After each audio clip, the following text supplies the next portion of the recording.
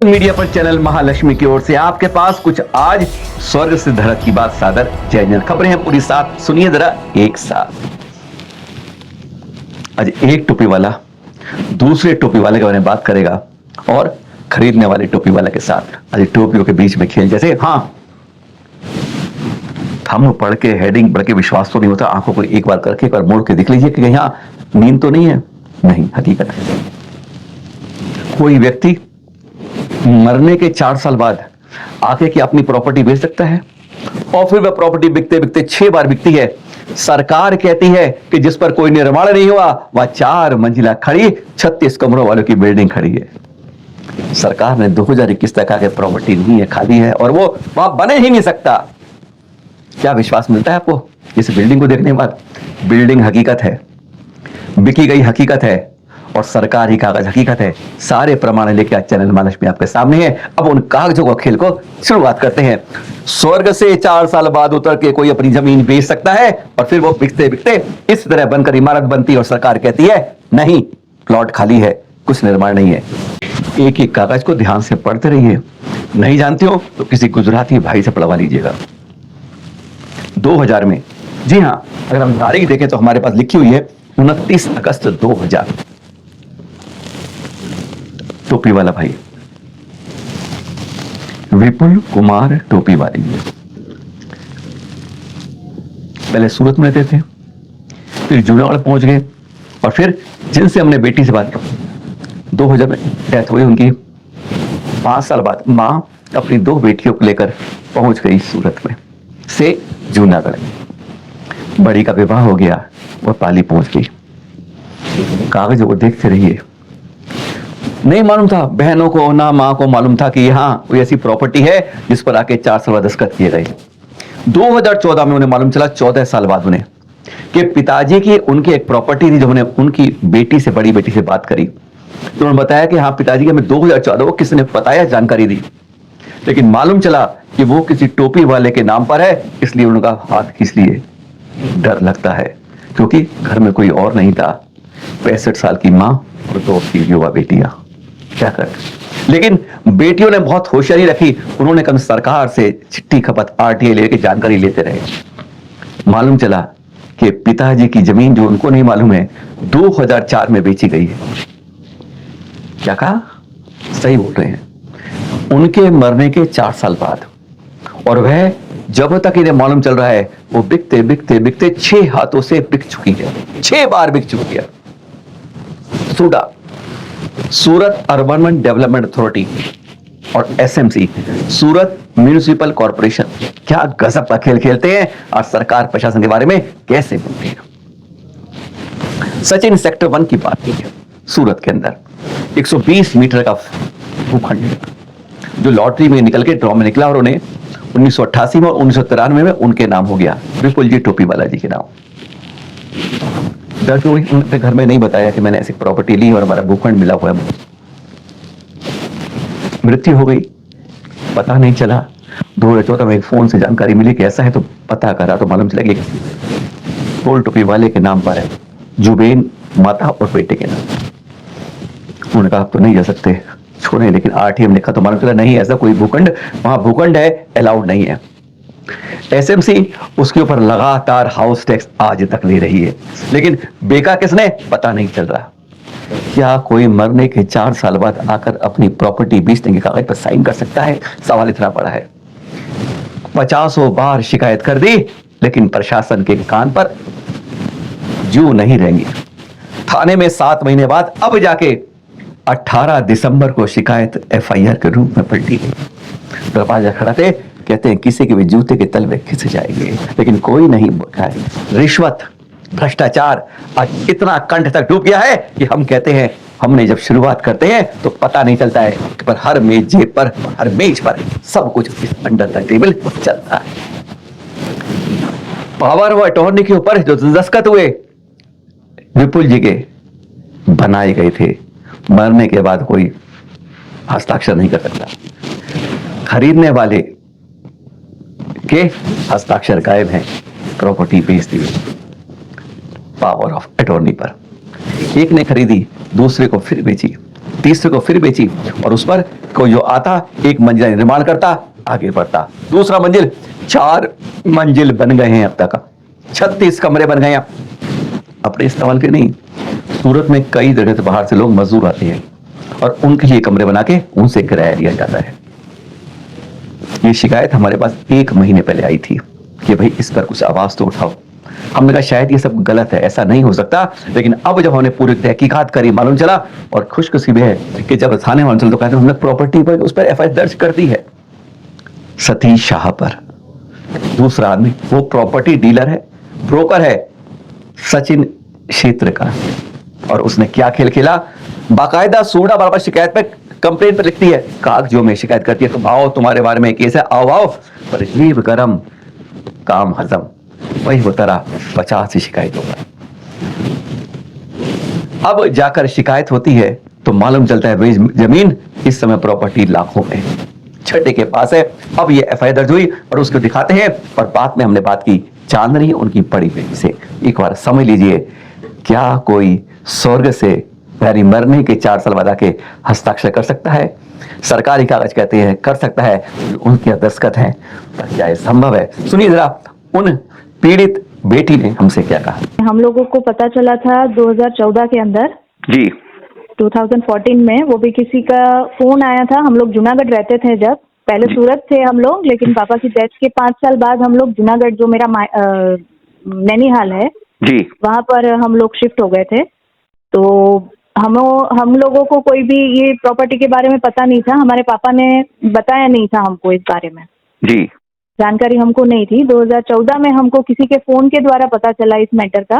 थोड़ी छानबीन के बाद पता चला था कि अभी मतलब 2014 में जो जिसके पास में वो प्रॉपर्टी थी जिनके पास में, वो कोई मोमेडियन था। तो इस डर की वजह से, क्योंकि हम लोग हमारे परिवार में 3 लेडीज ही थी खाली, मैं, मेरी मम्मी और मेरी छोटी बहन, जी, कोई हमारे भाई वगैरह कोई भी नहीं है।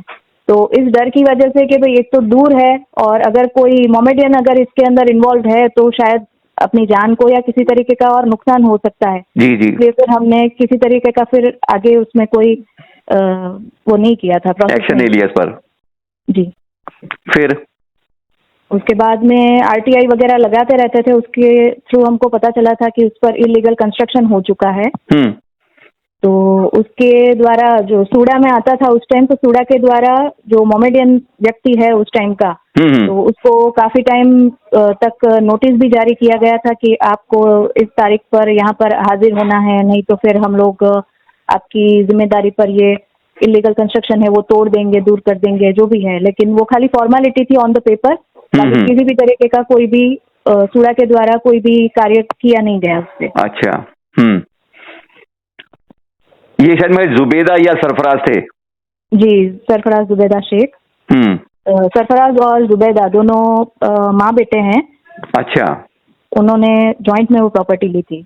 मतलब 2011 का कंस्ट्रक्शन तो 2011 से हो चुका है वहां पर, लेकिन गवर्नमेंट रिकॉर्ड में जो आगे से आगे दस्तावेज बनते गए, सेल डीड होती गई, उसमें सब में लगभग 2021 तक खाली प्लॉट बताया गया है। इस बात से हाथ जोड़ के निवेदन, एक सीख ले लीजिए, अपने कागज पूरे रखिए, अपने परिवार को बता के रखिए कि कौन से कागज रखें और कागज पक्के रखिए, जिससे कहीं इस तरीके से इन 2 बेटी और माँ के साथ जिस तरह हुआ है ऐसा ना हो। पुलिस क्या करेगी ये तो अब पता चलेगा, पर खेल बड़ा अजब का है। अरे कर्म से कम एहतर देख के कागज सही नो, खरीदने वाले का नाम का निशान नहीं और बेचने वाले जो मृत है वह है यहाँ पर दुनिया में है।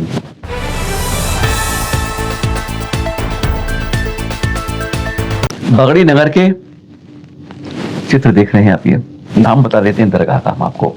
यह है हजरत हुसैन शाह बाबरी दरगाह है। ये आशीष जैन सहारनपुर, उन्होंने चित्र वीडियो भेजे हैं, हम आपको सिर्फ चित्र दिखा रहे हैं, क्योंकि हमें उससे मतलब नहीं कौन क्या है, लेकिन इतना बता रहे हैं कि हम बचपन से अब तक प्रवचन सुनते आई हैं कि जैन लड़के लोग जो होते हैं, युवा होते हैं, हर जगह मुंह मारते रहते हैं, हर जगह जाके इस तरफ रहते हैं, मिथ्यात्व में डूबे रहते हैं, जो है अपने दिगंबर तो स्वरूप के तीर्थंकर को छोड़ के किसी और मंदिर या दरगाह या मस्जिद या गुरुद्वारे में या कहीं और जाके करते हैं।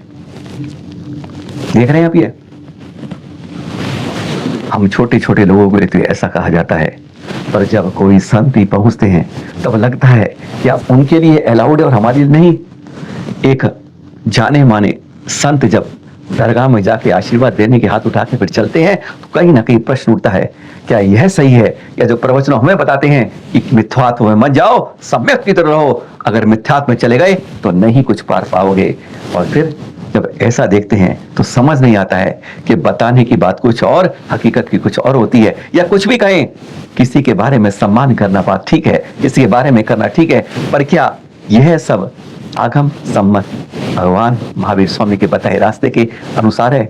जियो और जीनो दो, ठीक है, भाई भाई सही है, प्रेम प्रेम सही है, पर क्या इस तरीके से हमारे पूजनीय वंदनीय दिगंबर संतों का जाना एक नजर में सही हो सकता है, पर क्या यह आगम सम्मत है? क्या यह सही है? जब हम उपदेश कुशल बहुतेरे यानी उपदेश वह देते हैं, पर हकीकत में कुछ ऐसा होता है। इस बारे में मत जाइए कौन संत हैं, पर यह आशीष जैन सर ने हमसे यही सवाल पूछा है कि क्या यह सही है?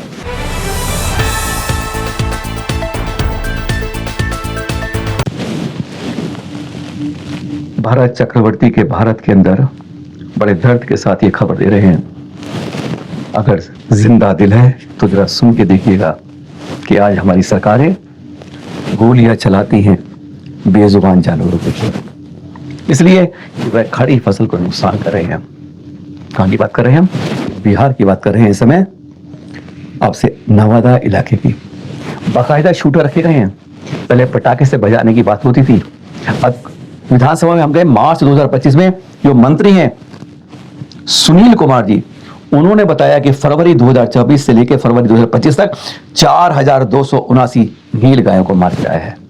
फसल खराब कर रही थी। आपके मोहल्ले में ना जो कुत्ते घूम रहे हैं बेजुबान, उनको अभी तो कहा गया स्थान करो और वहीं रहो, कुछ करो हटाओगे, कल एक दिन उनको भी गोली मारी जाएगी। काट को नुकसान करते हैं, कल किस पर आएगी पता नहीं चलता अगर ऐसे आदेश सरकार के होते हैं। बेजुबान को क्या केवल मारना ही उचित मिलता है? हमारे शाकाहार देश के अंदर हमारे प्रधानमंत्री जैसे कहते हैं कि बेगुनाह को कहीं मारते नहीं है, वहां पर बाकायदा सरकार अपॉइंट करके गोलियों से मार के भून दे के आदेश देती है। नवादा में हाल में हुआ है, उन्होंने बताया कि कहा हुआ है, सुनकर हैरान आते हैं प्रकरण कि ये हम नहीं करे, विधानसभा मंत्री कह रहे हैं कि वैशाली में 3057, गोपालगंज के अंदर 685, समस्तीपुर में 256, मुजफ्फरपुर में 124, सीतामढ़ी में 71, मुंगेर में 48, सारण में 18, बेगूसराय में 14, नालंदा में 6 नील गायों को मारा गया, गोली से उड़ाया गया है। कैसे जख्म भरेंगे अपने जीवन के इस कर्म को लेकर, नहीं समझ सकते कि आज बेजुबान जानवरों को, इसलिए कि हमारी क्या इसको इसके अलावा उन्हें पकड़कर कहीं बाहर इलाज नहीं है? नहीं, कौन करे इतना? हम तो है बंदूक वाली सरकार, जहां गोली हम सीधा सीने में मारते हैं और उसे मृत कर देते हैं। आज अफसोस होता है, जियो और जीने दो। श्री राम जी के इस वंशज के अंदर, श्री कृष्ण जी के बांसुरी को सुनने वाले उस वंशज के अंदर आज ऐसी धरा बन गई है कि जहां पर तोप से गोली उड़ाने में देर नहीं लगेगी। आज यह हालत है, सोचना पड़ता है, कोई आवाज नहीं उठती है। कहते हैं किसानों की फसल बर्बाद होती है, मान ली बात है, लेकिन किसी को पकड़कर कल ऐसा होगा कि एक उसने चोरी की थी, उड़ा दो गोली से, इसलिए कि उसने नुकसान किया था। कहां जाएगा देश और क्या है हमारे विचार? सोचने वाली बात। आज नील गायों पर सरकार द्वारा गोलियां चलाई जा रही हैं।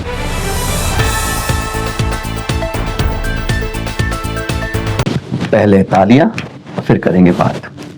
भारतवर्षीय दिगंबर जैन महासभा एक नई घोषणा की है, एक बार फिर, जिससे आप कम से कम सो रहे हैं, घूम रहे हैं, जागे।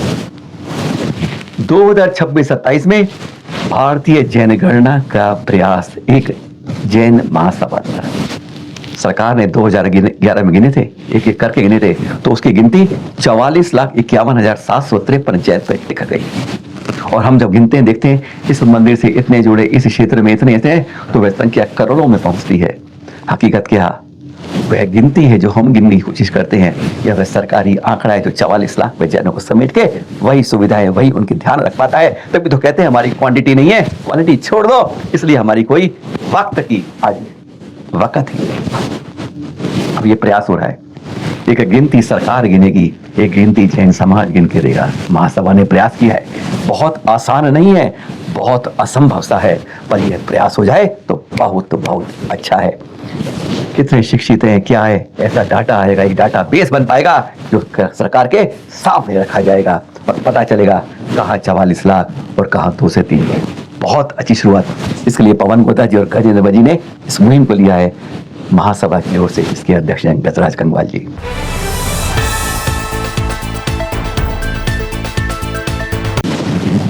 आखिरकार चलते चलते चलते चलते आचार्य गोवर्धन नंदी जी पहुंच गए संभाजी नगर में। प्रवेश के दृश्य दिख रहे हैं आप। यहाँ पर 7 दिवसीय यहाँ पर योग संस्कार शिविर होगा। सुबह यह होगा और शाम को आपको चर्चित चेहरे जगह जगह से मिलेंगे। एक कार्यक्रम 6 जनवरी से 12 जनवरी, नोट कर लीजिएगा, प्रयास करिएगा। कहते हैं हजारों के बीच में आप पहुंच पाएंगे, दिल्ली जैसे 500-1000 के बीच में नहीं। एक कार्यक्रम वह है जिसके दृश्य देख रहे हैं 6 से 12 जनवरी, जिसके अंदर एक तो नहीं सारे मंदिरों से क्षेत्र को जोड़ा जाएगा, आसपास के गांव को जोड़ा जाएगा। आचार्य श्री गोवर्धन जी चलन ने कहा कि ध्यान रखना, खोपड़ियां गिन देना, आपको 10-15 हजार से कम किसी नहीं। इस योग शिविर संस्कार के अंदर भारत वर्ष दिगंबरती क्षेत्र कमेटी और चैनल महालक्ष्मी देख रहे हैं आप। एक कार्यशाला महाराष्ट्र अंचल की बहुत सुंदर रूप से तीर्थों के पर समर्पित यहाँ पर होगी। 11 तारीख की शाम का सत्र और 12 की सुबह का वह होगा। यहाँ पर लेडी जी भी होंगे, जैन सांसद भी होंगे, कुमार विश्वास भी होंगे और बहुत कुछ खास होंगे। हाँ, उम्मीद है मुख्यमंत्री और राज्यपाल तो होंगे ही, केंद्रीय मंत्री भी होंगे। पर तारीख 6 से 12 अगले साल शुरुआत के साथ।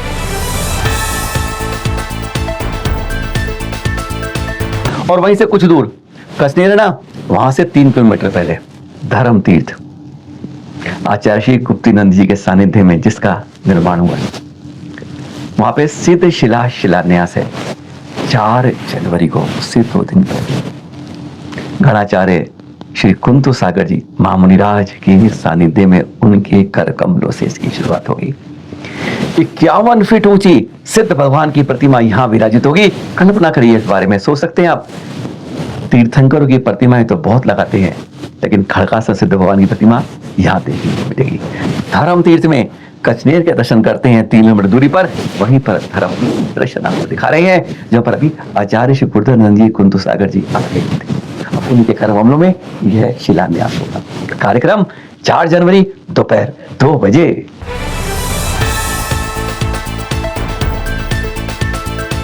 चित्र देख रहे हैं आप, ये वह हैं जिन्होंने उस वंश से हैं जिन्होंने तीर्थंकरों को आहार कराया था, जिन्होंने कहा गया तुम्हारे मकान दुकान उजाड़ दिए हैं, बचाना चाहते हो तो अपना धर्म बदल लो। नहीं बदला था, इन्हें कहते हैं सराक। झारखंड, उड़ीसा, बिहार क्षेत्र और पश्चिम बंगाल में ठहरने वाले लाखों की संख्या में जो मूल जैन से पिछड़ गए थे, वहां पर बार बार पिछले कुछ समय से सराक को दारा कहते हैं ना। आचार्य श्री ज्ञान सकदी असमय हमारे बीच से चले गए। उन्होंने इस पौधे को पल्लवित किया था। अरे जिन्हों अपनी पहचान नहीं थी उन्हें अपनी पहचान से करा दिया था। उनके गोत्र आज भी तीर्थंकरों के नाम पर है और कहीं नहीं मिलते हैं। जहाँ पर सब्जी काटना पाप समझते हैं, जहाँ पर अंधेरे में कभी भी रसोई नहीं खुलती है, बगैर नहाए प्रवेश नहीं होता है, ऐसे सराक बंधु में अब कुछ विद्वानों द्वारा लगातार वहां पर इस तरह की पाठ्यक्रम शिक्षा चलाई जा रही है, जिसे कुछ दृश्य दिखा रहे हैं। कभी उन क्षेत्रों में जाइए, अपनी प्राचीन पहचान को अपनी मुख्य धारा में जोड़ के लाइए। सचमुच अगर यह कर लिया, 44 लाख कहने वाली सरकार 88 लाख तो यूं ही कह देगी। फिर मिलेंगे कुछ ऐसी जानकारी के साथ आपके पास, रोचक खबरें सही खबरों के साथ। सादर जय जिनेंद्र के साथ।